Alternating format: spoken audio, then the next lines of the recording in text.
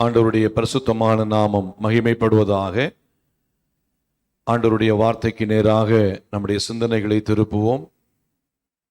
பரிசுத்த வேதாகமத்தை எடுத்து த புக் ஆஃப் ஜூட், யூதாவின் புஸ்தகம் 1ஆம் அதிகாரம், த புக் ஆஃப் ஜூட் கடைசி பகுதியில் இருக்கும். வெளிப்படுத்தின விசேஷத்துக்கு முந்தின பகுதி யூதாவின் புஸ்தகம் 1ஆம் அதிகாரம் 20வது வசனமும் 21வது வசனமும் வாசிக்கலாம். Price the Lord. நீங்களோ பிரியமானவர்களே உங்கள் மகா பரிசுத்தமான விசுவாசத்தின் மேல் உங்களை உறுதிப்படுத்திக் கொண்டு பரிசுத்த ஆவிக்குள் ஜெபம் பண்ணி தேவனுடைய அன்பிலே உங்களை காத்து கொண்டு நித்திய ஜீவனுக்கு ஏதுவாக நம்முடைய கர்த்தராகிய இயேசு கிறிஸ்துவினுடைய இரக்கத்தை பெற காத்திருங்கள். நித்திய ஜீவனுக்கு ஏதுவாக நம்முடைய கர்த்தராகிய இயேசு கிறிஸ்துவினுடைய இரக்கத்தை பெற காத்திருங்கள். கர்த்தருடைய பரிசுத்தமான நாமம் மகிமைப்படுவதாக. இந்த அப்போஸ்தலனாகிய யூதா எழுதின பொதுவான நிருபம், இதுல ஒரு அதிகாரம் தான் காணப்படுது. ஒரு அதிகாரம் காணப்பட்டாலும் அதிகமான சத்தியங்கள் அடங்கி இருக்கிறதான ஒரு வேத பகுதி. கர்த்தருக்கு ஸ்தோத்திரம். இந்த யூதா என்று சொல்லுகிறவர், பிரைஸ் தி லார்ட், ஆண்டவராகிய இயேசு கிறிஸ்துவின் 12 அப்போஸ்தலர்களுள் ஒருவர். மட்டுமல்லாமல் கூடவே இயேசுவின் இன்னும் அப்போஸ்தலர்கள் ஒருவராயிருந்த யாக்கோபின் சகோதரராய் காணப்பட்டார். பாருங்க, இவர் ஒரு மிகச்சிறந்த ஒரு ஊழியத்தை செய்து நிறைவேற்றினவர். கர்த்தருக்கு ஸ்தோத்திரம். அவருடைய ஊழியத்தின் பாதையிலே அவர் தான் கண்டுகொண்ட அநேக காரியங்களை பிரைஸ் தி லார்ட் நிருபத்தின் மூலமாய் சொல்லும் போது இதிலே ஒரு அழகான ஒரு காரியத்தை அவர் சுட்டி காட்டுகிறார்.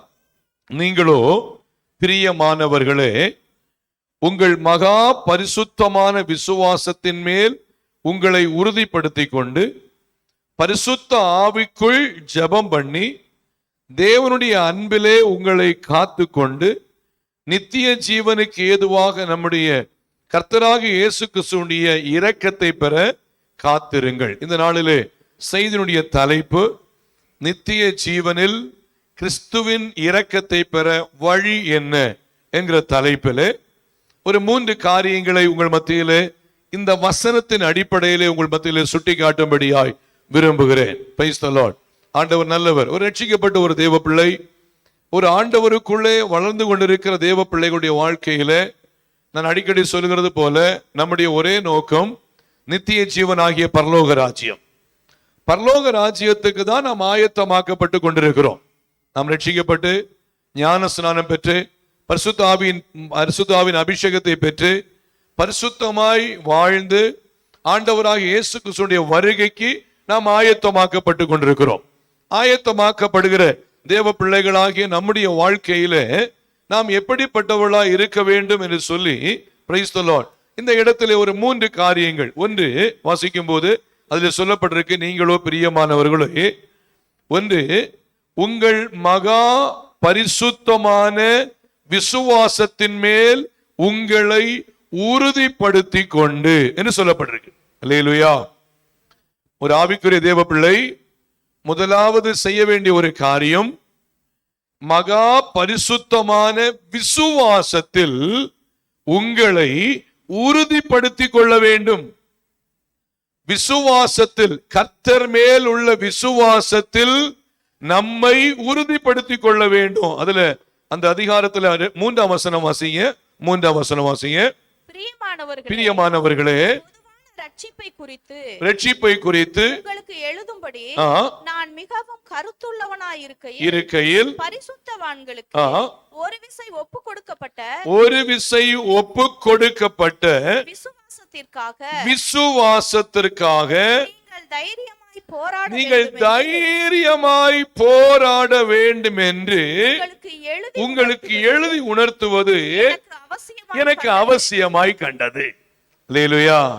அப்ப ஒன்று, ஒரு ஆவிக்குரிய தேவ பிள்ளையுடையதான மிக முக்கியமான குணாதிசயம் தான் கண்டுகொண்ட ரட்சிப்பிலே தான் பெற்றுக்கொண்ட ஆண்டவருடையதான தேவ பிரசன்னத்திலே, ஆண்டவருடைய சமூகத்திலே விசுவாசத்தில் ஒவ்வொரு நாளும் தங்களை உறுதிப்படுத்திக் கொண்டிருக்கிறவர்களாய் காணப்பட வேண்டும். அல்லேலூயா. விசுவாசத்தில் நம்மை உறுதிப்படுத்த பிசாசானவன் பல வழிகளிலும் பலவிதமான போராட்டங்களை கொண்டு வருவான். நாம் விசுவாசத்திலே வளரும் போது, போன வாரம் கூட நான் சபையில சொன்னேன், உபத்திரவத்திலே நாம் அதை பொறுமையா இருந்து உபத்திரவத்தை நம்ம எதிர்கொள்ள ஆரம்பிக்கும் போது பரவாயில்ல, அந்த உபத்திரவத்தை தாண்டி நம்ம ஜெபிக்கும் போது, ஒரு ஊழியத்தை செய்யும் போது, நம்ம இன்னும் அதிகமாய் கர்த்தருக்காக பயன்படணும்னு சொல்லி ஒரு தீர்மானம் எடுக்கும் போது, இன்னும் ஆவிக்குரிய பாதையிலே வளரணும்னு நினைக்கும் போது, சத்துரு ஏதாவது வழிகளிலே சில போராட்டங்களை கொண்டு வந்து நம்முடைய வாழ்க்கையில சில சமாதான கேடுகளை கொண்டு வரும்படியாய் அவன் முயற்சிப்பான். அதே போல தேவ பிள்ளைகள் தேவனுடைய சமூகத்திலே வளரும் போது விசுவாசத்தில் தங்களை உறுதிப்படுத்திக் கொண்டவர்களாய் காணப்பட வேண்டும். அல்லேலூயா. விசுவாசத்தில் உறுதிப்படுத்திக் கொண்டவர்கள் உலக பிரகாரமான காரியங்களுக்கு தங்களை ஈடுபடுத்திக் கொள்ள மாட்டார்கள். அப்படிதானே? விசுவாசத்தில் தங்களை உறுதிப்படுத்திக் கொண்டவர்கள் உலகத்தை ஒரு அந்நிய காரியமாய் எண்ணுவார்களே தவிர உலகத்திற்கு தங்களை ஈடுபடுத்திக் கொள்ள மாட்டார்கள். ஆவிக்குரிய பாதையிலே வளரும்படியாய் தங்களை அர்ப்பணிப்பார்கள். தங்களுடையதான பேச்சுக்களாயிருக்கட்டும், தங்களுடைய பார்வைகளாயிருக்கட்டும், தங்களுடைய நடக்கைகளாயிருக்கட்டும், தங்களுடைய ட்ரெஸ் கோடாயிருக்கட்டும், தங்களுடைய ஒவ்வொரு செயல்களாயிருக்கட்டும், விசுவாசத்திலே தங்களை உறுதிப்படுத்திக் கொண்டவர்கள் இப்படித்தான் இருக்க வேண்டும், இப்படித்தான் வாழ வேண்டும், இப்படித்தான் ஜீவிக்க வேண்டும் என்று சொல்லி ஆவிக்குரிய பாதையிலே தங்களை உறுதியாய் காத்துக் கொள்வார்கள். அவர்கள் உலகத்திற்கு ஒத்த வேஷம் தரிக்க மாட்டார்கள். அல்லேலூயா. அப்ப ஆண்டவருடைய பிள்ளைகளாகிய நம்முடைய வாழ்க்கையில விசுவாசத்திலே நம்மை உறுதிப்படுத்திக் கொள்ளும் போது நாம் இந்த உலகத்திற்கு ஒத்த வேஷம் தரிக்காதபடிக்கு கர்த்தருக்குள் நம்மை இன்னும் அதிகமாய் பக்குவப்படுத்திக் கொள்ள நாம் பிரயாசப்பட வேண்டியது மிகவும் அவசியமாய் இருக்கிறது. அல்லேலூயா. ஆண்டவருக்கு மகிமை உண்டாகட்டும். இதுல ஒரு வார்த்தை நான் சொன்னேன், ட்ரெஸ் கோடுன்னு சொன்னேன். நம்ம ஆலயத்துக்கு வரும்போது நமக்கு ரொம்ப ஸ்ட்ரிக்டா நம்ம சொல்லி இருக்கிறது, இப்படிப்பட்ட ட்ரெஸ் தான் போடணும்னு சொல்லி இருக்கிறோம். தேவ பிள்ளைகளாகி நாமும் மிகவும் கவனமாய் ஜபத்தோடு நம்ம என்ன பண்ணுவோம்னு சொன்னா மிகுந்த கவனமாய் நம்முடைய ட்ரெஸ் கோட கடைபிடிப்பது நம்ம நன்றாய் தெரிந்துதான். ஆனா அதே வேளையில நாம் மற்ற உலக பிரகாரமான காரியங்களுக்கு சொல்லும் போது, இல்லைன்னா லைக் என்னன்னா ஒரு திருமண வீட்டுக்கு செல்கிறதா இருக்கட்டும், இல்ல ஒரு ஃபங்க்ஷனுக்கு செல்கிற காரியமா இருக்கட்டும், நம்முடையதான அலங்காரம் ஒரு உலக பிரகாரமான மனுஷனை போல உள்ள அலங்காரமா இருக்கா, இல்ல நான் கிறிஸ்துவுக்குள் வேறுபட்ட ஒரு மனுஷனாய் இருக்கிறேன் என்று சொல்லி நம்முடையதான அலங்காரம் கவனமா இருக்கிறதா, இதை பார்க்கணும். பாருங்க, விசுவாசத்தில் உறுதிப்படுத்தி கொண்டவர்கள், விசுவாசத்திலே உறுதிப்படுத்தப்படுகிறவர்கள், உறுதிப்படுத்தப்பட்டவர்கள் தங்களை மிகுந்த கவனமாய் காத்துக் கொள்வார்கள். கர்த்தருடைய நாமம் அவர்கள் மூலமாய் மகிமைப்படுகிறதா இருக்கும். அல்லேலூயா. இந்த நாட்கள்ல பிரைஸ் கர்த்தருக்கு ஸ்தோத்திரம். நான் உங்க மத்தியில சொல்ல முடியும், நான் அதிகமா ஒயிட் ஷர்ட் மாத்திரம்தான் எல்லா அபிஷியல் ப்ரோக்ராமா இருக்கட்டும், கிறிஸ்துமஸ் எந்த ஒரு தேவனுடைய ஊழியத்தின் காரியமா இருக்கட்டும், நான் எடுக்கிறதான விஷயம். மேபி ஏதாவது சூழ்நிலையிலே டிராவல் டைம்ல மாத்திரம் சில நேரத்தில் டிஷர்ட் போடுவேன். அதுவும் சில நேரத்தில் டிராவல் பண்ணும்போது ஒரு ப்ரோக்ராம் முடிஞ்சுன்னா அப்படியே கூட வருவது வழக்கம். இப்படிப்பட்ட சூழ்நிலை இருக்கும்போது என்கிட்ட சொல்லுவாங்க, இன்னும் ஒரு சிலர் சொல்லுவாங்க, பாஸ்டர் நீங்க சில கலர் ஷர்ட் போட்டா இன்னும் நல்லா இருக்குமே அப்படி சொல்லி ஒரு சிலர் சொல்லுவது உண்டு. வீட்லையும் கூட சப்திகா கூட என்கிட்ட சொல்லுவா, டேடி நாங்க எல்லாம் இப்படி கலர் போட்டு வரும்போது நீங்களும் கலர் போட்டு வந்தீங்கன்னா நல்ல ஒரு மேட்சா போகலாமே அப்படிலாம் சொல்லுவது உண்டு. இருக்கட்டும்.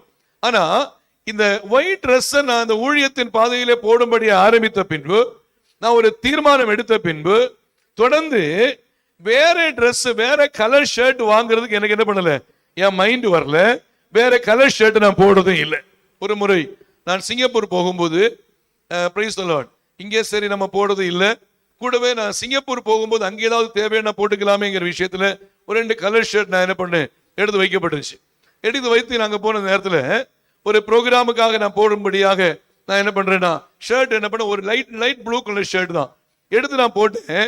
எனக்கு என்ன மாதிரியே தெரியல, நான் மாதிரியே இல்லை. எனக்கு வெள்ளை ஷர்ட் போட்டாதான் எனக்கு நான் மாதிரியே என்ன பண்ணுது தெரிய ஆரம்பிச்சு. உடனே கழட்டி நான் என்ன பண்ண மாத்திட்டு வேற ஒயிட் ஷர்ட்டை போட்டுட்டு அந்த 2 கலர் ஷர்ட்டையும் அங்கேயே என்ன பண்ணா தூக்கி போட்டுட்டு தொடர்ந்து நான் செயல்பட ஆரம்பிச்சேன். ஏன்னா எதுக்காக சொல்ல, என் மனசாட்சி ஒத்துக்கல. ஏன்னா விசுவாசத்தில் என்னை உறுதிப்படுத்தி கொண்ட பின்பு இப்படித்தான் என்னுடைய டிரெஸ்னுடைய காரியம் இருக்கணும்னு சொல்லி நான் என்னை தானே பக்குவப்படுத்தி கொள்ளும்படியாய் கர்த்தர் எனக்கு உதவி செய்தார். நான் எதுக்கு சொல்றேன்னா, ஆவிக்குரிய பாதையிலே வளருகிற தேவ பிள்ளைகள் நாட் ஓன்லி ட்ரெஸ் கோட் மாத்திரமல்ல, நம்முடைய ஒவ்வொரு செயல்களிலும் விசுவாசத்திலே உறுதிப்படுத்திக் கொண்டவர்கள் நம்முடைய பேச்சிலே கவனமா இருக்கணும். நாம் விசுவாசத்தில் இருக்கிற ஒரு தேவ பிள்ளை என்று. நம்முடைய பார்வையிலே கவனமா இருக்கணும், நாம் விசுவாசத்திலே உறுதிப்படுத்தப்பட்ட பிள்ளை என்று. நம்முடைய செயல்பாடுகளிலே கவனமா இருக்கணும், நான் விசுவாசத்திலே உறுதிப்பட்ட தேவ பிள்ளை என்று. மட்டுமல்லாமல் நம்முடைய வீட்டில் ஒரு ஃபங்க்ஷனா இருக்கட்டும், ஒரு திருமண காரியமா இருக்கட்டும், ஒருவேளை அடக்க காரியங்களா இருக்கட்டும், ஏதாவது ஒரு ஃபங்க்ஷன் வச்சாலும் சரி, ஆவிக்குரிய தேவ பிள்ளைகள் எப்பொழுதும் சிந்திக்க வேண்டிய விஷயம் என்னன்னா, எங்களுடைய குடும்பம் ஆவிக்குரிய குடும்பம், கர்த்தரை மகிமைப்படுத்துகிற குடும்பம், கர்த்தரை துதிக்கிற குடும்பம். ஆகையால் ஆவிக்குரிய அல்லாத எந்த காரியங்களும் எந்த ஒரு நிகழ்வுகளும் எங்களுடைய ஃபங்க்ஷன்ல இருக்காது. எங்களுடைய ஃபங்க்ஷன் மூலமாய் கர்த்தர் ஒருவரே மகிமைப்பட வேண்டும் என்று எந்த ஒரு தேவ பிள்ளை சிந்திக்கிறார்களோ அந்த குடும்பத்தை கர்த்தர் ஆசீர்வதிக்கிறவராய் இருப்பார். அல்லேலூயா. நான் இன்னும் சொல்ல போனா, இன்னும் கொஞ்சம் விரிவா சொன்னேன்னு சொன்னா, நம்ம சில திருமண வீடுகளை பார்ப்போம். திருமண வீடாகும் போது ரட்சிக்கப்பட்ட ஆண்டோடைய தேவ பிள்ளையுடைய வீட்டுல கிறிஸ்தவ பாட்டு பாடுவாங்க. அப்படின்னு கிறிஸ்தவ பாட்டு பாடுவாங்க. கிறிஸ்தவ பாட்டு தான் பாடணும் பாருங்க.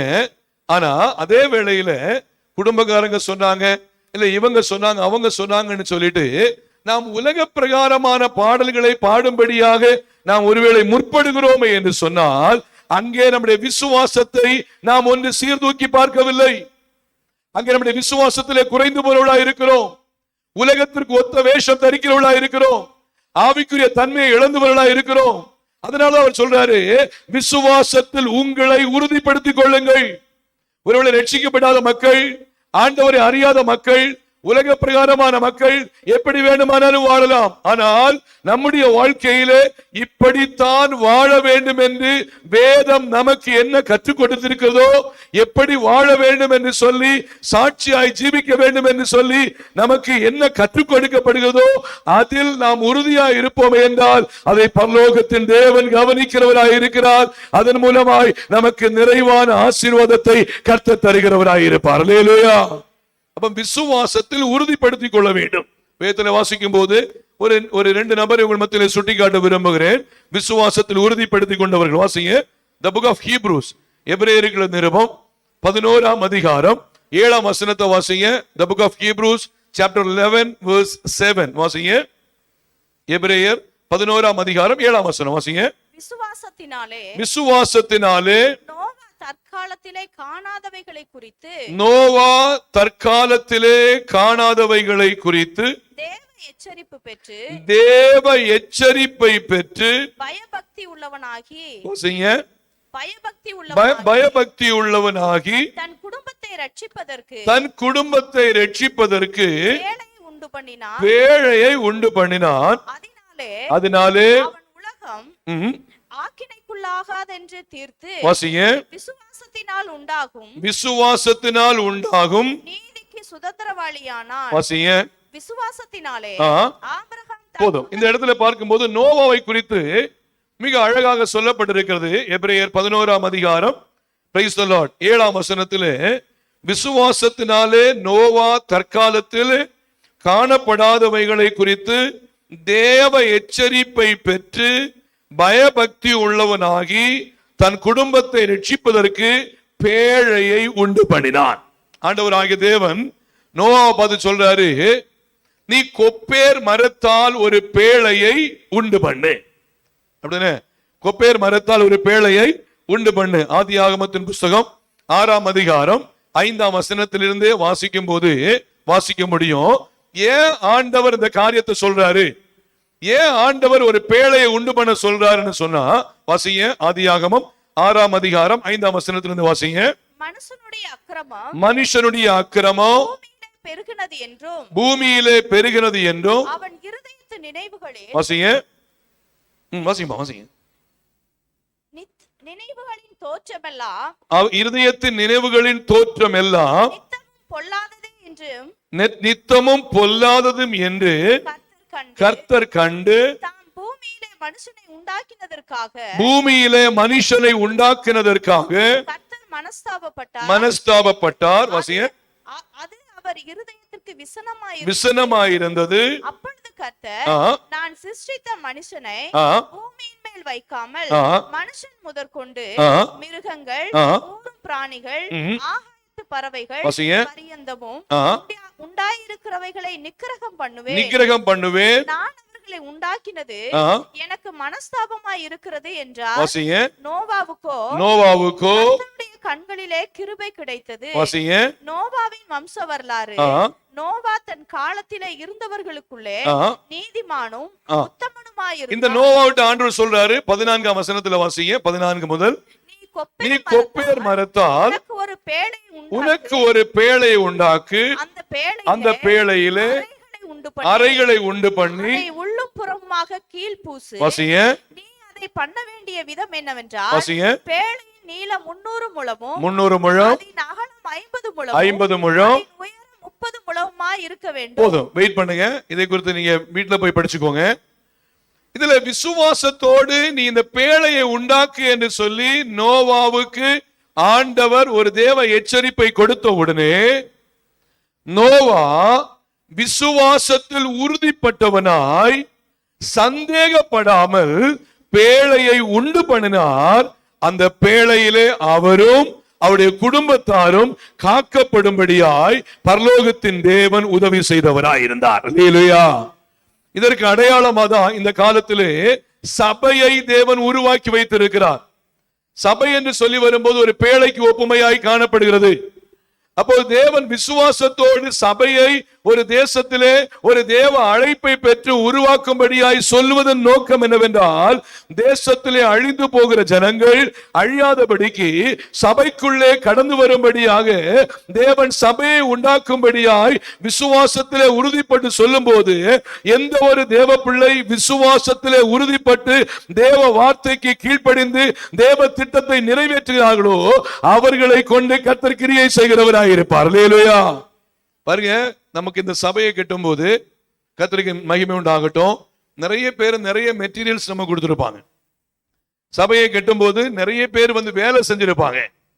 பாருங்க, சிலவர் ஆண்டவரை அறியாத மக்கள் வேலை செஞ்சிருக்கலாம், ஆண்டவரை அறிந்த மக்கள் வேலை செஞ்சிருக்கலாம், நிறைய மக்கள் வந்து வேலை செஞ்சிருக்கிறாங்க. ஆனா வேலை செஞ்ச எல்லாரும் லேபர்ஸா வந்த எல்லாரும் சபைக்குள்ள இல்லை. நான் எதுக்கு நான் சொல்லி வரேன்னு சொன்னா, பேழையை கட்டும் போதும் நோவாவுக்கு அநேகர் உதவி செஞ்சாங்க. ஆனா நோவாவோட குடும்பம் தான் பேழைக்குள்ள பிரவேசிச்சதே அல்லாமல் உதவி செஞ்ச யாருமே எங்க போகல, பேழைக்குள்ள போகல. சோ தேவன் எதற்காக சபையை ஏற்படுத்தி இருக்கிறார் சொன்னால், எப்படியாகிலும் அழிந்து போகிற ஆத்துமாக்கள் தேவ ராஜ்யத்திற்குள்ளே செல்லும்படியாய் பரலோகத்தின் தேவன் கிருபையாய் சபையை ஏற்படுத்தி இருக்கிறார். அதற்கு அடையாளமாய் தான் தேவன் நோவாவை ஒரு பேழை உண்டு பண்ண சொன்னார். நோவா கர்த்தருடைய கிருபையினாலே விசுவாசத்திலே உறுதிப்பட்டு அந்த பேழையை அவர் உருவாக்கும்படியாய் அவர் எத்தனித்து செயல்பட்டார். கர்த்தருடைய கண்களிலே நோவாவுக்கு கிருபை கிடைத்தது. அல்லேலூயா. சத்தம் சொல்லுங்க, அல்லேலூயா. அதனால சபை என்பது, ஊழியம் என்பது சாதாரணமான காரியம் அல்ல. ஊழியத்தை உருவாக்குவது என்பதும் சாதாரணமான ஒரு காரியம் அல்ல. அப்படின்னா நீங்க புரிஞ்சுக்கணும். இப்ப 2002 நீங்க கடந்து வந்து ஆண்டவர் இப்படிப்பட்ட ஒரு ஊழியத்தை உருவாக்க வேண்டும் என்று சொல்லும் போது அநேக போராட்டங்கள் உண்டு, அநேக விசுவாச பரீட்சைகள் உண்டு, அநேக விசுவாச போராட்டமான காரியங்கள் உண்டு. அவைகளை தாண்டி தேவ சமூகத்திலே ஜெபித்து ஜெயம் எடுத்து தேவ திட்டத்தை நிறைவேற்றி கர்த்தருடைய ஊழியத்தை இம்மட்டுமாய் செய்ய கர்த்தர் கிருபை செய்தபடியினால் எல்லா துதியும் கனமும் மகிமையும் ஆண்டவருக்கு நான் செலுத்துகிறேன். அல்லேலூயா. அதனாலதான் நம்முடைய சபையிலிருந்து இன்னும் சபைகள் உருவாக்கப்பட வேண்டும் என்பதற்காக கர்த்தருடைய கிருபையினாலே 10 கிளை சபைகள் கிருபையாய் உருவாக்கப்பட்டிருக்கிறது. எப்படியாகிலும் தேசம் ஆண்டவரை அறிந்து கொள்ள வேண்டும், Praise the Lord. தேசம் கர்த்தரை அறிந்து கொள்ள வேண்டும். சுவிசேஷம் அறியாத கிராமங்கள், சுவிசேஷம் அறியாத தேசங்கள் சுவிசேஷ மயமாக்கப்பட வேண்டும் என்கிறதான சிந்தனையோடு விசுவாசத்தில் உறுதிப்பட்டு இந்த ஊழியத்தை செய்யும் போது தேவ பிள்ளைகள் நிச்சயமாய் தொடர்ந்து இதற்கு தோள் கொடுக்கும் போது கர்த்தர் பலத்த காரியங்களை நம்முடைய சபையின் மூலமாய் செய்ய கர்த்தர் போதுமானவராய் இருக்கிறார். அல்லேலூயா. அப்ப முதல் காரியம் பாருங்க, விசுவாசத்திலே உறுதியாயிருந்த நோவா. அவர் நோவா விசுவாசத்திலே உறுதியாயிருந்தார். ஆண்டவர் சொல்லார், ஒரு பேழையை உண்டு பண்ணு. ஆண்டவர் பிரத்யட்சமா பேசவே இல்லை, ஒரு சத்தத்தை கொடுக்கிறார். கொப்பேர் மரத்தால் ஒரு பேழையை உண்டு பண்ணு. மரம் இப்படிதான் இருக்கணும், இதுக்கு நீளம் இவ்வளவு இருக்கணும், அகலம் இவ்வளவு இருக்கணும், உயரம் இப்படி இருக்கணும் சொல்லி ஆண்டவர் சொன்ன பிரகாரம் அந்த பேழையை உண்டு பண்ணினார். ஆண்டவர் சொன்ன பிரகாரம் பேழை கட்டப்பட்டது.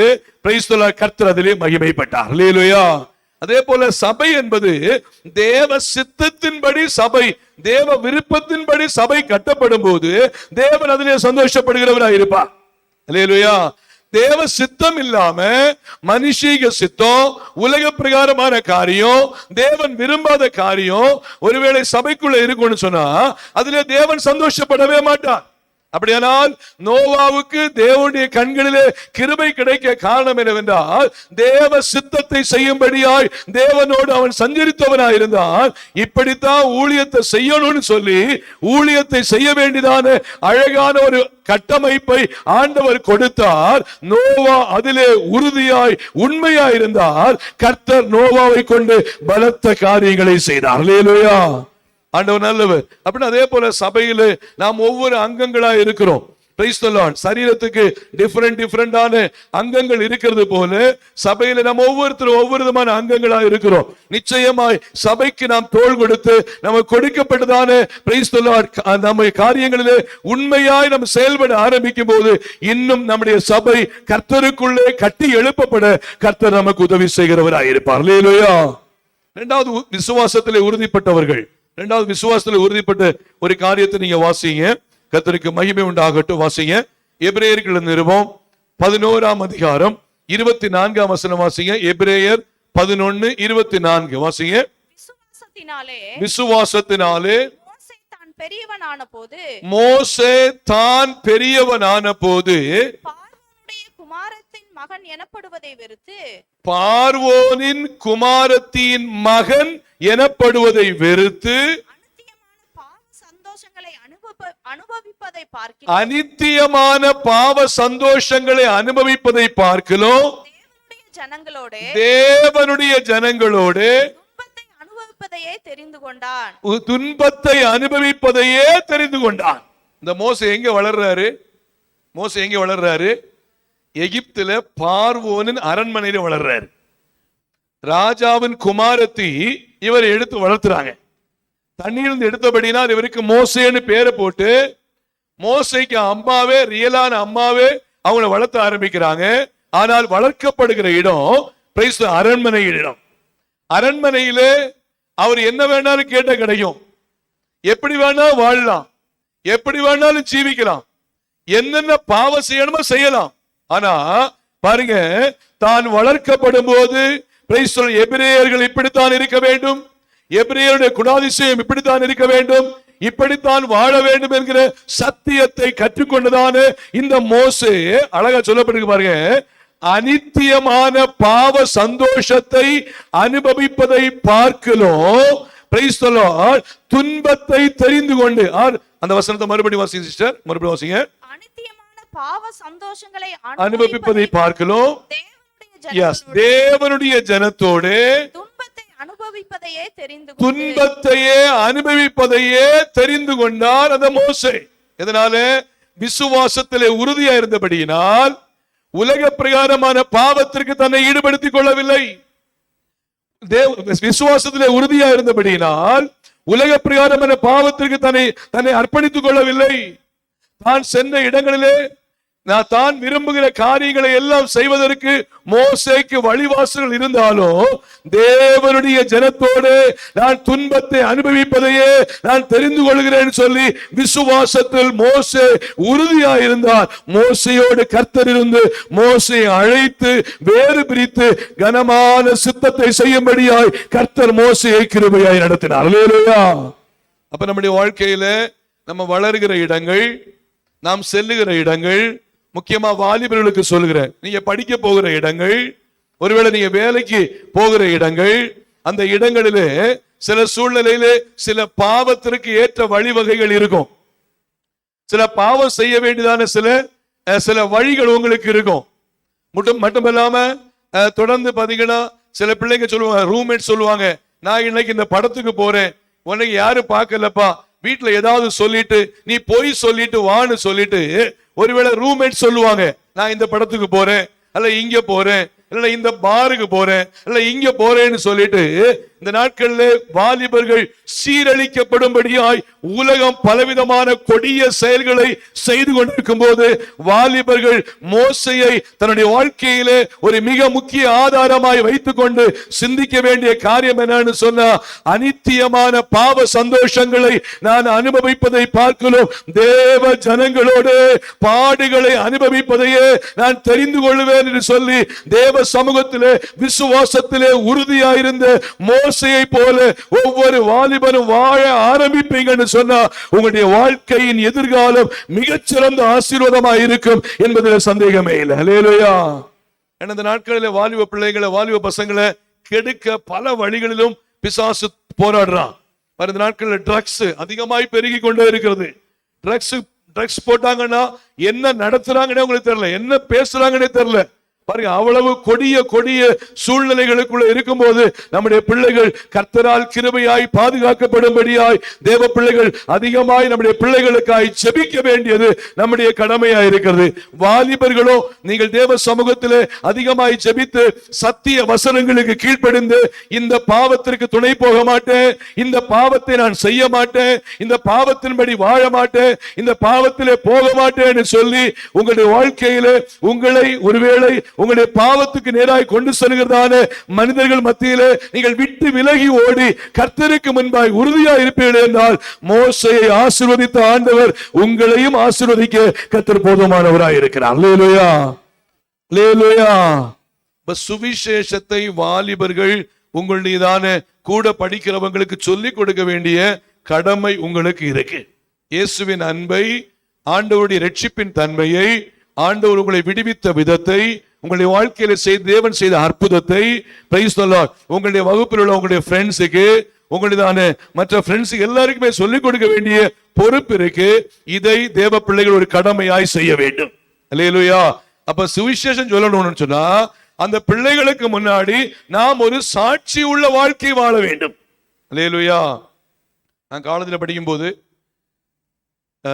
எனக்கு அதாவது ஃப்ரெண்ட்ஸோட சேர்ந்து நான் ஊர் சுத்த நாட்கள் உண்டு. அப்புறம் ரட்சிக்கப்பட்ட பிறகு என்ன ஆர்த்தோடிக் ஜாயிண்ட் பெயின் வந்து நான் விடுவிக்கப்பட்டு நான் ரட்சிக்கப்பட்டு ஆண்டவருக்குள்ள வந்த பிறகு அதே காலேஜில் படிக்க போனேன். மறுபடியும் ஃப்ரெண்ட்ஸ் என்ன பண்ணாங்கன்னா படத்துக்கு வான்னு கூப்பிட்டாங்க. நான் எங்க போகல, படத்துக்கு போகல. முன்னாடி இருந்த வாழ்க்கை வேற, நான் இயேசுவை ஏற்றுக்கொண்ட பின்பு என்னுடைய வாழ்க்கை வேற. பாருங்க, நான் அப்புறம் என்ன பண்ணல, அவங்க சொன்னதான எந்த ஒரு தவறான காரியத்துக்கும் நான் உடன்படவே இல்லை. எந்த ஒரு பாவத்தையும் செய்யும்படியாய், தேவனுக்கு பிரியமில்லாத காரியங்களை செய்யும்படியாக நண்பர்களோடு நான் அதாவது உடன்பட்டு போகவே இல்லை. இப்ப என்ன பண்ணாங்கன்னா ஒரு மாசம் 2 மாசம் தான் பார்த்தாங்க. நான் அவங்க சொல்ற வார்த்தைக்கு உடன்படாம இருந்த உடனே எனக்கு என்ன பேர் போட்டாங்கன்னா பாஸ்டர்னு பேர் போட்டாங்க. காலேஜில் படிக்கும் போது நான் படிச்ச காலேஜ் முஸ்லீம் ஆர்ட்ஸ் காலேஜ். அவங்க என்ன பண்ணுவாங்க, தூரத்தில் ஏய் பாஸ்டர் வராங்க அப்படின்வாங்க. இப்ப என்னன்னா எனக்கு ஒரு பட்டம் போட்டாங்க, பாஸ்டர் வராங்க. முஸ்லீம் பசங்களே சும்மா நேரத்தில் ஜாலியா கிண்டலா சோத்திரம் பாஸ்ன்றுவாங்க ஜாலியா. நேற்று கூட என்னுடைய ஃப்ரெண்டு, அவர் துபாயில் இருக்காரு, சாதிக்குன்னு சொல்றவரு, நேற்று கூட எனக்கு கால் பண்ணாரு. கால் பண்ணிட்டு இங்கே உள்ளதானே ஒரு அட்மிஷன் விஷயத்துக்காக பேசினாரு. நான் எதுக்கு சொல்றேன்னா அப்படி என்னன்னா ஜாலியா அவங்க பேசுவாங்க. அந்த சூழ்நிலையில நான் ஏளனமாய் பார்க்கப்பட்ட மனுஷனாய் அல்ல. Price the Lord. இனி அனித்தியமான பாவ சந்தோஷத்தை நான் அனுபவிப்பதை பார்க்கிறோம். தேவனுடைய பிள்ளைகளோடு பாடு அனுபவிப்பதுதான் தெரிந்து கொள்வேன் சொல்லி மோசே சொன்ன வார்த்தைக்கு என்னை அர்ப்பணிக்க ஆரம்பித்தேன். கர்த்தர் படிப்படியாய் என்னை கிருபையாய் தூக்கி சுமக்க ஆரம்பித்தார். அல்லேலூயா. நான் எதற்காக உங்கள் மத்தியில் இதை சுட்டி காட்டுகிறேன்னு சொன்னா, விசுவாசத்திலே உறுதிப்படும் போது, விசுவாசத்தில் நம்ம இன்னும் ஸ்ட்ராங் ஆகும் போது உலகம் நம்மை பகைக்கிற சூழ்நிலையில் ஏற்படும். ஆனால் அதை கண்டு நாம் பயப்படவே கூடாது. கர்த்தருக்கு முன்பாய் பரிசுத்தமாய் வாழ வேண்டும் என்று தேவன் நம்மை குறித்து எதிர்பார்க்கிறவர், விரும்புகிறவராய் இருக்கிறார். அல்லேலூயா. வாசிங்க, ஒரு வசனம் வாசிங்க. எபிரேயர் நிருபம் 3ஆம் அதிகாரம் 13ஆம் வசனம் வாசிங்க. எபிரேயர் 3:13 வாசிங்க. உங்களில் ஒருவனாகிலும் பாவத்தின் வஞ்சனையினாலே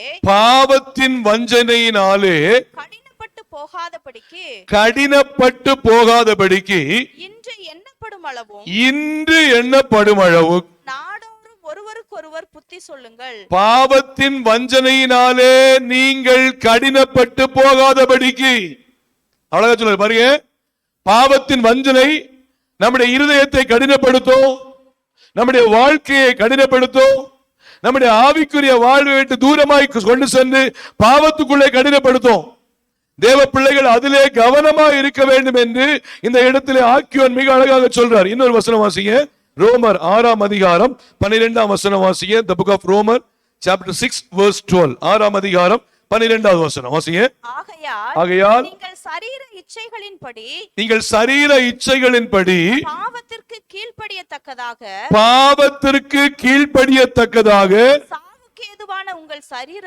சாவுக்கு ஏதுவான இந்த சரீரத்தில் பாவம் ஆளாது இருப்பதாக. அல்லேலூயா.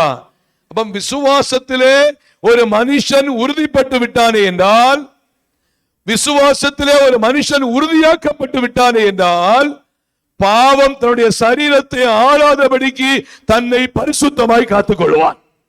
அல்லேலூயா. அப்ப விசுவாசத்திலே உறுதிப்பட்டவங்க தான் பாவம் ஆளாதபடிக்கு பரிசுத்தமாய் காத்துக் கொள்வார்கள். நித்திய ஜீவனாகிய பரலோக ராஜ்யத்திற்குள்ளே நாம் பிரவேசிக்க வேண்டுமே என்றால் தேவ பிள்ளைகள் பரிசுத்தமான விசுவாசத்தின் மேல் நம்மை உறுதிப்படுத்தி நம்மை காத்துக் கொள்ளுகிறவர்களாய் இருக்க வேண்டும். அல்லேலூயா. ஒன்று, பரிசுத்தமான விசுவாசத்தின் மேல் உங்களை உறுதிப்படுத்தி. இரண்டாவதாக பார்க்கும்போது யூதாவின் புஸ்தகம் 1ஆம் அதிகாரம் 20ஆம் வசனம் வாசிங்க. யூதா 1ஆம் அதிகாரம் 20ஆம் வசனம் வாசிங்க. பிரியமானவர்களே, மகா பரிசுத்தமான விசுவாசத்தின் மேல் உங்களை உறுதிப்படுத்திக் கொண்டு பரிசுத்த ஆவிக்குள் ஜெபம் பண்ணி. இரண்டாவது ஜெபம் பண்ணும்போது எப்படி ஜெபம் பண்ணணும்? எப்படி ஜெபம் பண்ணணும்? சத்தமா சொல்லுங்க. பரிசுத்த ஆவிக்குள் ஜெபம் பண்ணி. அப்படிதானே? நம்ம ஜெபம் கடமைக்கு பண்றோமா? அம்மா பார்க்கணும், அப்பா பார்க்கணும்னு பண்றோமா?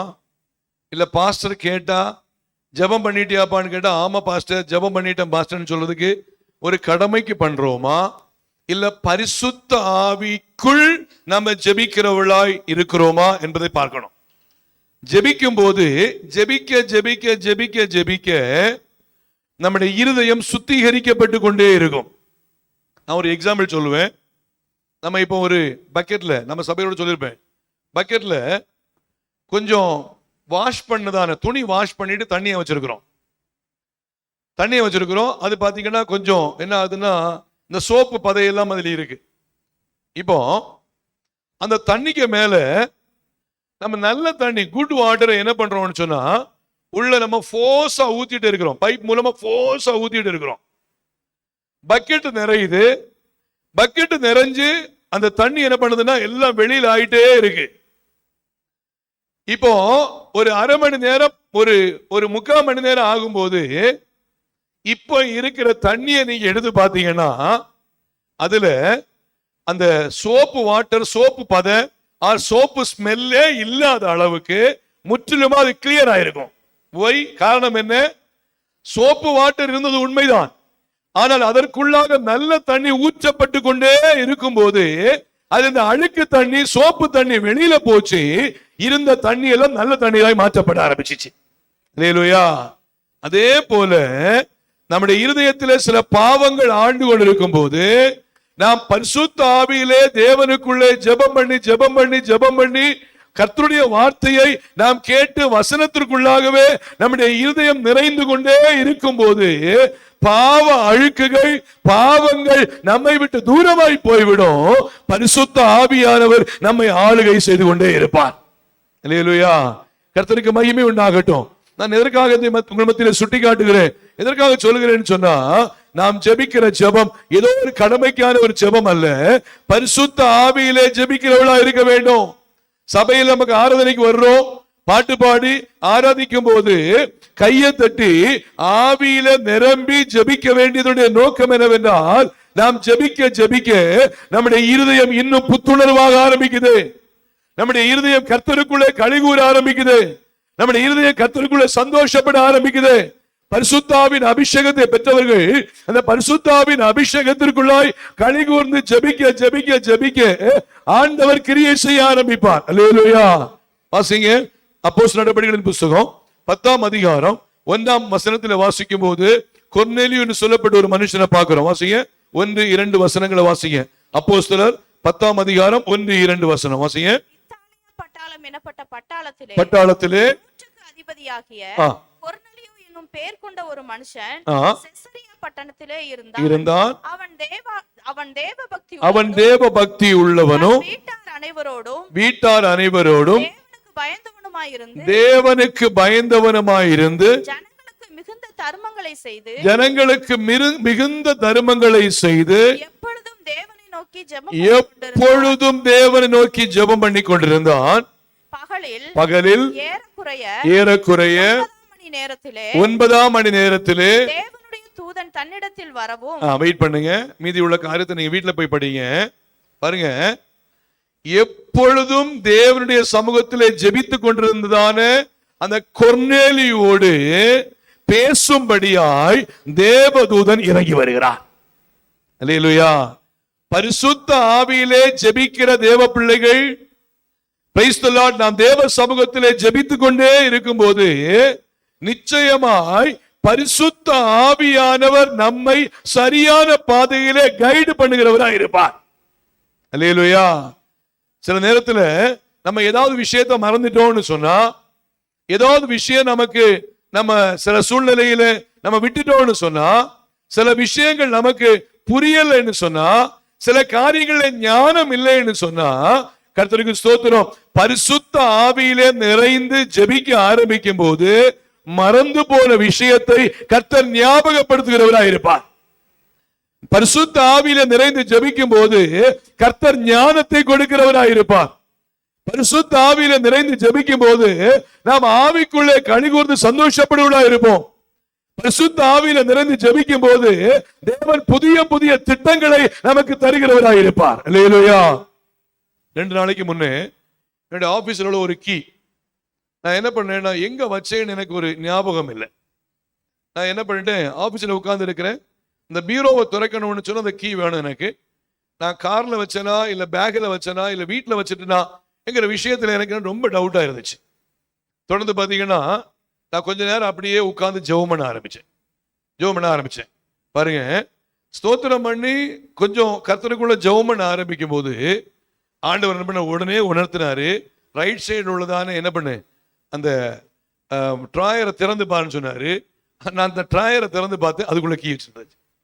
பாருங்க, கர்த்தர் அங்கே ஞாபகப்படுத்துற பரிசுத்த ஆவியில நிறைந்து ஜெபிக்க ஆரம்பிக்கும் போது பாருங்க, நம்முடைய ஞாபக சக்திகள் மறந்து போயிருக்கிறவர்களை கர்த்தர் மாற்றி நம்மை ஞாபகத்தின் நீராய் கொண்டு போவார். அல்லேலூயா. இது எல்லாமே நமக்கு ஆண்டவர் செய்யற உதவி. நான் சும்மா ஒரு எக்ஸாம்பிள் சொல்றேன். இதே போல ஆண்டவர் உங்களுக்கு நிறைய காரியம் செஞ்சிருப்பாரு. ஆனா ஆண்டவர் உங்களுக்கு அற்புதம் செய்யணும்னு சொன்னா இந்த இடத்துல முக்கியமான காரியம், தேவ பிள்ளைகள் பரிசுத்த ஆவிக்குள் ஜெபிக்கிறவர்களா இருக்க வேண்டும். அல்லேலூயா. ஆவியின் அபிஷேகத்தை பெற்றவர்கள், வசனம் சொல்லுது, ஆவியை அவித்து போடாதிருங்கள். ஆவியை அவித்து போடாதிருங்கன்னு சொன்னா ஜெபம் பண்ணாம, ஆவியில நிறைந்து ஜெபம் பண்ணாம, பரிசுத்த ஆவியில நிறைந்து ஜெபம் பண்ணாம, கைத்தட்டி ஜெபம் பண்ணாம, அபிஷேகத்துல நிறைந்து ஜெபம் பண்ணாம நீங்க இருக்காதீங்க. ஒவ்வொரு நாளும் ஆவியில நிறைந்து ஜெபிக்க ஆரம்பிக்கும் போது தேவன் நமக்கு புதிய புதிய கிருபைகளை தந்து அழகாய் நடத்த நம்முடைய தேவன் போதுமானவராய் இருக்கிறார். அல்லேலூயா. கர்த்தருக்கு மகிமை உண்டாகட்டும். பரிசுத்த ஆவிக்குள் ஜெபம் பண்ணி பாருங்க, பரிசுத்த ஆவியிலே ஜெபம் பண்ண கொர்நேலியோடு யார் பேச வந்தா? தூதன் பேச வந்தா. பாருங்க, நடுராத்திரியிலே பவுலும் சீலாவும் நடுராத்திரியிலே அவர்கள் 2 பேரும் பாடி ஜெபிக்க ஆரம்பிச்சாங்க. இவங்க பாடி ஜெபிக்க ஆரம்பிக்கும் போது சிறைச்சாலைக்கு உள்ள இருந்த கைதிகள் எல்லாரும் நடுராத்திரியில இந்த பாட்டையும் ஜெபத்தையும் ஆராதனையும் கேட்டுக்கிட்டு இருக்காங்க. சிறைச்சாலையில் யார் இருப்பா? கள்ளன் இருப்பான், கொள்ளைக்காரன் இருப்பான், கற்பழிக்கிறவன் இருப்பான், தீய பணியில் இருக்கிறவன் இருப்பான், பொய்யான மனுஷன் இருப்பான், தவறான மனுஷன் இருப்பான், கேடுகட்ட மனுஷங்க இருப்பாங்க. பாருங்க, இங்கே 2 பரிசுத்தவான்கள் சிறைச்சாலைக்குள்ள இருந்து பாடி ஜெபிக்க ஆரம்பிக்கும் போது என்ன ஆகுது? இந்த கள்ளனும் கொள்ளைக்காரனும் இந்த தவறான பாதையில் இருக்கிற மனுஷன், அமைதியா இரு, சத்தம் போடாத, பாட்டு பாடாத, ஜெபம் பண்ணாதன்னு யாரும் சொல்லவே இல்லை. இந்த ஆவிக்குள்ளே ஜெபிக்கிற ஜெபம் அவர்களுக்கு ஆறுதலாய் இருக்கிறது. இவர்கள் ஆவிக்குள்ள ஜெபிக்கிற ஜெபம் அவர்களுக்கு சமாதானமா இருக்கிறது. இவர்கள் ஆவிக்குள்ள ஜெபிக்கிற ஜெபம் அவர்களை சரியான பாதையிலே கொண்டு செல்கிறது. எல்லாரும் கேட்டுக்கொண்டிருந்தார்கள். அந்த ஜெபத்தினுடைய முடிவு என்ன ஆகுது? கையில் உள்ளதான கட்டுகள் அவிழ்க்கப்படுகிறது, கதவு திறக்கப்படுகிறது.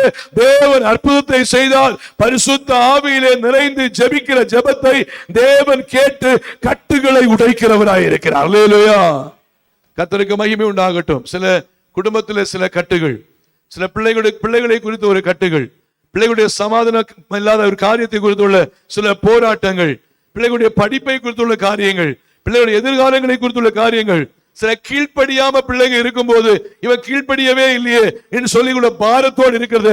தேவ பிள்ளைகள் செய்ய வேண்டிய காரியம் பரிசுத்த ஆவியின் அபிஷேகத்திலே நிறைந்து பிள்ளைகளுக்காக ஜெபிக்க ஆரம்பிக்கும் போது பிள்ளைகளுக்கு விரோதமாக இருக்கிற கட்டுகளை பரலோகத்தின் தேவன் உடைத்து எறிகிறவராய் இருப்பார். அல்லேலூயா, ஆண்டவருக்கு மகிமை உண்டாகட்டும். அப்போ 2வது பிரைஸ் தி லார்ட், நித்திய ஜீவனில் கிறிஸ்துவின் இரக்கத்தை பெற நம்முடைய வாழ்க்கையில பரிசுத்த ஆவிக்குள் ஜெபம் பண்ணுகிறவர்களாக இருக்க வேண்டும். 3வதாக கடைசியாக வாசிக்கும் போது the book of Jude, யூதாவின் புஸ்தகம் chapter 1 verse 20 and 21 வாசிங்க.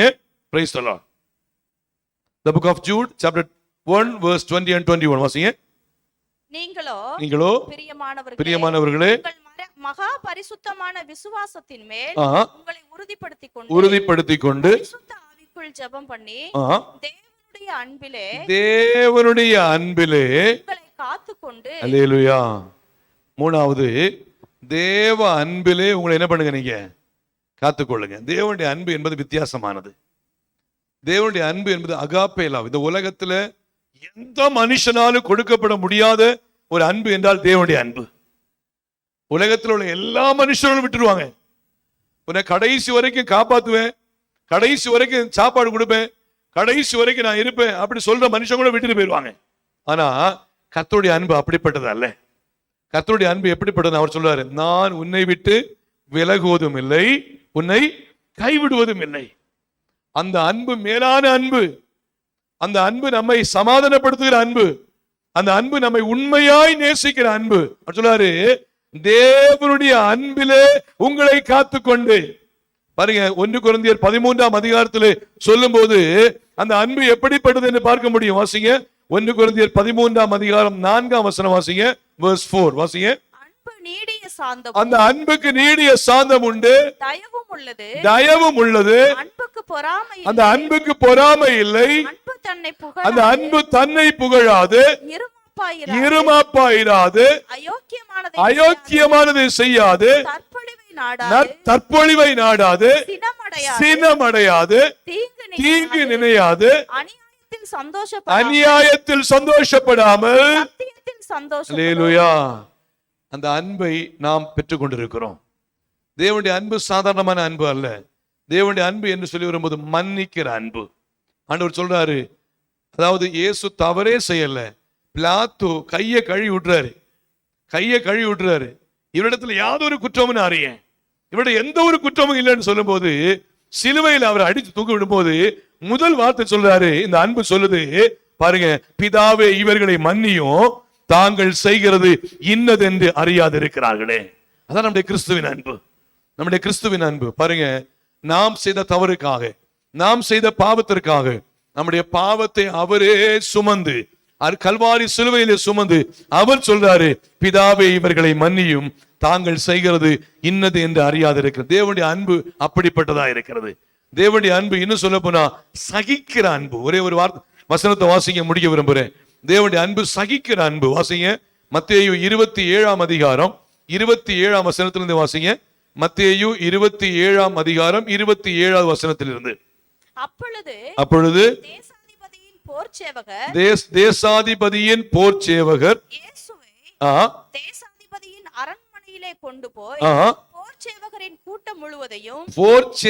கூட்டம் முழுவதையும் அவரிடத்தில் கூடி வர செய்து அவர் வஸ்திரங்களை கழற்றி சிவப்பான ஒரு மேலங்கியை உடுத்தி முள்ளுகளால் ஒரு முடியை பின்னி அவர் சிரசின் மேல் வைத்து அவர் வலது கையில் ஒரு கோலை கொடுத்து அவர் முன்பாக முழங்கால் படியிட்டு யூதருடைய ராஜாவே வாழ்க என்று அவரை பரியாசம் பண்ணி அவர் மேல் துப்பி அந்த கோலை எடுத்து சிரசில் அடித்தார்கள். நமக்காக அவர் சகிக்கிறவராயிருந்தார்.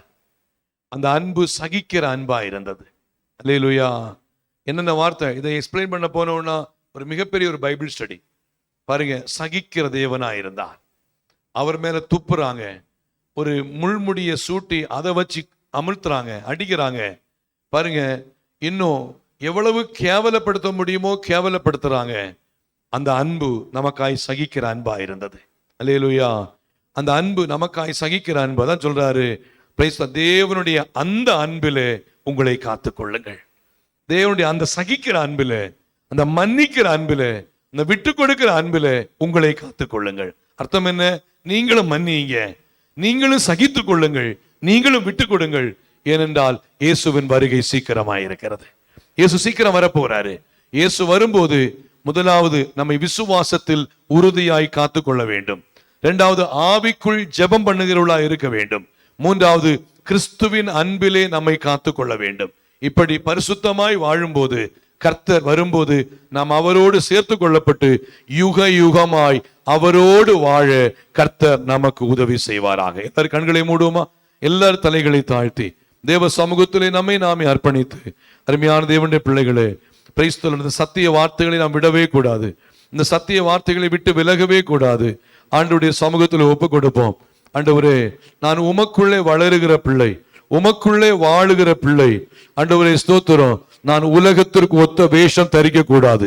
எங்க குடும்பம் உலகத்துக்கு ஒத்த வேஷம் தரிக்க கூடாது. எங்க பிள்ளைங்க உலகத்துக்கு ஒத்த வேஷம் தரிக்க கூடாது. நாங்கள் உமக்கு முன்பாய் பரிசுத்தமாய் வாழும்படியாய், விசுவாசத்தில் உறுதி உள்ளவளாய் ஜீவிக்கும்படியாய் எங்களுக்கு நீங்க உதவி செய்ய ஆண்டவரே. Praise the Lord. ஹல்லேலூயா. எந்த ஒரு நிகழ்வுகள் ஆனாலும் சரி, எந்த ஒரு காரியமா இருந்தாலும் சரி, நாங்கள் விசுவாசத்தில் உறுதியாய் இருக்கணும். நாங்கள் ஆண்டவர் நிகழ்வின் மூலமாய் உம்முடைய அன்பை நாங்கள் வெளிப்படுத்தி காண்பிக்க வேண்டும். இந்த நிகழ்வின் மூலமாய் எங்கள் தேவன் தான் பெரியவர் என்பதை நாங்கள் காண்பிக்க வேண்டும். ஆண்டவரே ஸ்தோத்திரம். எங்களுக்கு நடக்கிற ஒவ்வொரு நன்மையிலும், ஒவ்வொரு சூழ்நிலையிலும் எங்கள் ஆண்டவரை நாங்கள் உயர்த்தி பிடிக்க வேண்டும். ஒவ்வொரு சூழ்நிலையிலும் எங்கள் ஆண்டவருக்கு நாங்கள் முக்கியத்துவம் கொடுக்க வேண்டும். ஆண்டவரே, உம்முடைய சமூகத்தில் ஒப்பு கொடுக்கிறேன்னு சொல்லி எல்லாரும் ஜெபிப்போமா?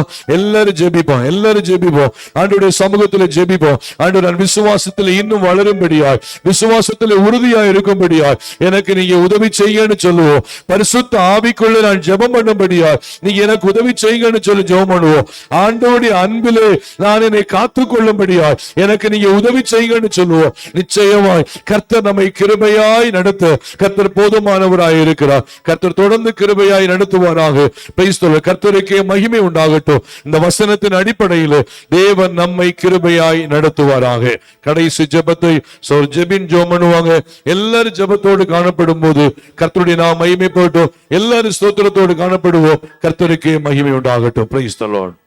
மகா பரிசுத்தமும் கிருபையும் நிறைந்த நல்ல தகப்பனே, ஆண்டவரும் இரட்சகருமாகிய இயேசுவின் நாமத்தில் ஜெபிக்கிறோம். நீர் ஒருவரே பெரியவரும் பெரிய காரியங்களை செய்கிறவருமாயிருக்கிறேன். இந்த நாளில் கூட ஆண்டவர் இப்படியாய் கூடி வந்து உம்முடைய நாமத்தை உயர்த்தவும், ஆண்டவரின் நல்ல வார்த்தைகளை கேட்க நீர் பாராட்டின எல்லா தயவுக்காக நாங்கள் உம்மை நன்றியோடு ஸ்தோத்திரிக்கிறோம். அப்பா, ஆண்டவரே அப்பா, இந்த நாள்ல கேட்ட வார்த்தையின்படி எங்களுடைய விசுவாசத்திலே நாங்கள் வளர்ந்து பெருக தேவரீர் எங்களுக்கு கிருபை செய்யுங்க ஆண்டவரே. விசுவாச வாழ்க்கையில் ஆண்டவர் பலப்பட்டு ஆண்டவர் உமக்காக கனித்தர தேவரீர் நீர் கிருபை செய்ய வேண்டுமாக ஜெபிக்கிறோம் ஆண்டவரே. ஆவிக்குள்ளாக ஜெபிப்பதற்கான கிருபைகளையும் அந்த வரங்களையும் தேவரீர் நீர் எங்களுக்கு ஆண்டவர் தயவாய் தந்தருளும்படியாக ஜெபிக்கிறோம் ஆண்டவரே. இன்னும் ஆண்டவர் உம்முடைய அன்பை வெளிப்படுத்துவதற்கான கிருபைகளை தேவன் நீர் எங்களுக்கு அதிகமாய் தாங்க ஆண்டவரே. இந்த நாளில் கேட்ட வார்த்தை எல்லாவற்றையும் எங்களோட அனுதின வாழ்க்கையில அப்பியாசப்படுத்தி கொள்ள தேவரீர் கிருபை செய்யுங்க ஆண்டவர். இந்த வாழ்க்கை ஆண்டவரே, எங்களுடைய வாழ்க்கையில் இந்த காரியங்களை ஆண்டவரை அப்பியாசப்படுத்தி மண்டையிலிருந்து ஆண்டவரே ஆசீர்வாதங்களை பெற்றுக்கொள்ளவும் ஆண்டவர் உமக்காக உலகத்திலே கனிதர தேவரீர் நீர் கிருபை தர வேண்டுமாக ஜெபிக்கிறோம் ஆண்டவரே. நீர் ஒவ்வொரு காரியங்களையும் நீர் நேர்த்தியாய் நடப்பீங்க. வந்த ஜனங்கள் ஒருவருக்காகவும் நாங்கள் நன்றியோடு ஸ்தோத்தரிக்கிறோம் தகப்பனே. ஒருவரும் நீர் கர்த்தர் ஆசீர்வதிப்பீராக. கர்த்தர் உங்களை சியோனிலிருந்து ஆசீர்வதிப்பார் என்ற வார்த்தையின்படி தேவரீர் உம்முடைய நிறைவான ஆசீர்வாதத்தை ஆண்டவர் ஒருவர் மேலும் தங்க பண்ண வேண்டுமாக ஜெபிக்கிறோம் ஆண்டவரே. ஹல்லேலூயா. நீர் நடத்துங்க, பெரிய காரியங்களை செய்யுங்க. எல்லா துதி கன மகிமை உமக்கே செலுத்துகிறோம். போக்கில் வரத்தில் உம்முடைய பரிபூர்ண பாதுகாவல் இருக்கட்டும். எல்லா துதி கன மகிமை உமக்கே செலுத்துகிறோம். இரட்சகரும் மீட்பருமாகிய இயேசுவின் நாமத்தில் ஜெபிக்கிறோம் நல்ல பிதாவே. ஆமென். எல்லாரும் சேர்ந்து சொல்லுவோம். என் ஆத்துமாவே கர்த்தரை ஸ்தோத்திரி, என் முழு உள்ளமிட பரிசுத்த நாமத்தை ஸ்தோத்திரி. என் ஆத்துமாவே கர்த்தரை ஸ்தோத்திரி, அவர் செய்த சகல உபகாரங்களையும் மறவாதே. ஆமென். நம்முடைய கர்த்தரும் இரட்சகருமாக இயேசு கிறிஸ்துவின் கிருபையும் பிதாவாகிய தேவனுடைய அன்பும் பரிசுத்த ஆவியானுடைய ஐக்கிய நம்மனைவரோடும் சகல பரிசுத்தவான்களோடும் இன்றும் என்றும் சதா காலங்களிலும் நம் அனைவரோடும் கூட இருப்பதாக. ஆமென். அல்லேலூயா, அல்லேலூயா, அல்லேலூயா. ஆண்டவர் நம்ம ஒவ்வொரு ஆசீர்வதிப்பாராக. Price the Lord. ஒருவருக்கு ஒரு கரங்களை கொடுத்து ஒருவரை ஒரு விசாரித்து கடன் சொல்லுவோம்.